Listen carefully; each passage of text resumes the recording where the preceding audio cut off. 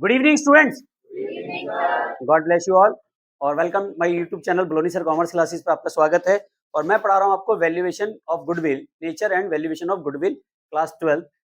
और मैं इसके क्वेश्चन नंबर आपको 10 तक के सारे पार्ट में यूट्यूब पे अपलोड कर चुका हूँ। और कोई भी प्रॉब्लम है इससे पहले प्रीवियस टॉपिक में तो आप जाके दे सकते हैं। और फर्स्ट टाइम मेरे चैनल पे आए हैं तो प्लीज़ सब्सक्राइब जरूर कीजिए, बेल आइकन को प्रेस कीजिए। रात को 9 बजे मेरी एक वीडियो जरूर आती है और आप उसको आनंद भी ले सकते हैं।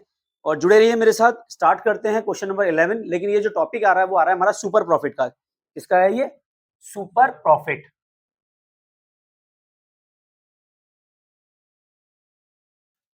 ये सुपर प्रॉफिट है क्या? बेसिकली क्या है सुपर प्रॉफिट? नॉर्मल प्रॉफिट से ज्यादा प्रॉफिट अर्न करना ही हमारा क्या होता है?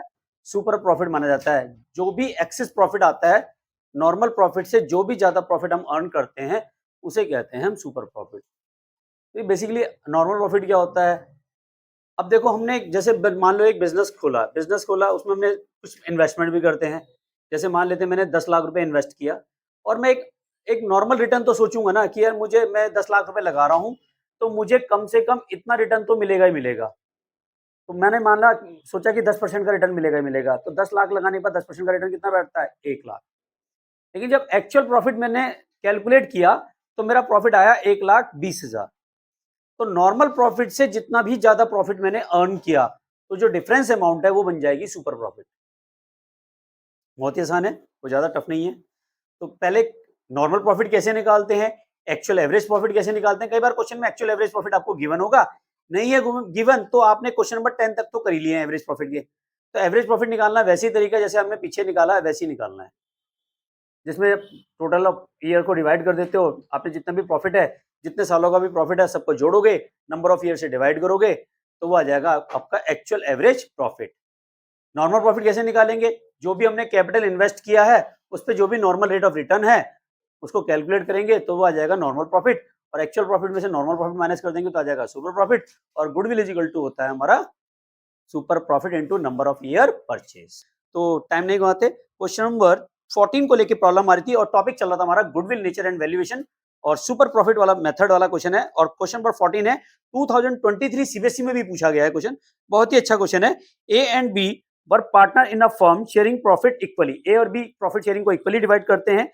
उनकी कैपिटल दे रखी है 1,20,000 और फिर दे रखी है हमारी 80,000। The annual rate of return 20% है। Profit of the firm last 3 years का 34,000, 38,000 और 30,000 है। They admit C as a new partner. On C's admission the goodwill of the firm value 2 year purchase of super profit. Calculation value of goodwill on the C's admission. C को वो admit कर रहे हैं firm में। तो अगर आप देखें तो तीनों सालों का जो प्रॉफिट है उन तीनों को सबसे पहले ऐड कर दो तो सबसे पहले एवरेज प्रॉफिट निकल जाएगा। निकालते हैं क्वेश्चन में। सबसे पहले हम कैलकुलेट करते हैं question number 14 T S Grewal.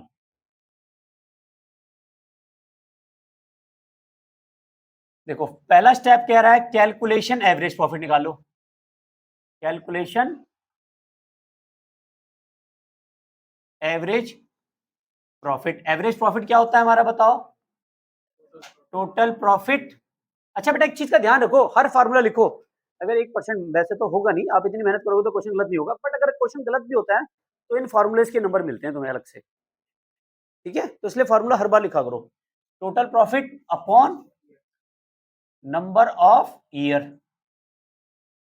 तो बताओ तीनों सालों का प्रॉफिट जोड़ो फटाफट, कितना आ रहा है? 34,000, 38,000 प्लस 30,000 डिवाइडेड बाय 3। तीनों सालों का प्रॉफिट जोड़ो, कितना आएगा? 1,02,000 डिवाइडेड बाय 3 करोगे तो कितना आएगा? 34। ये तो आ गया हमारा एक्चुअल एवरेज प्रॉफिट। क्या आ गया हमारा?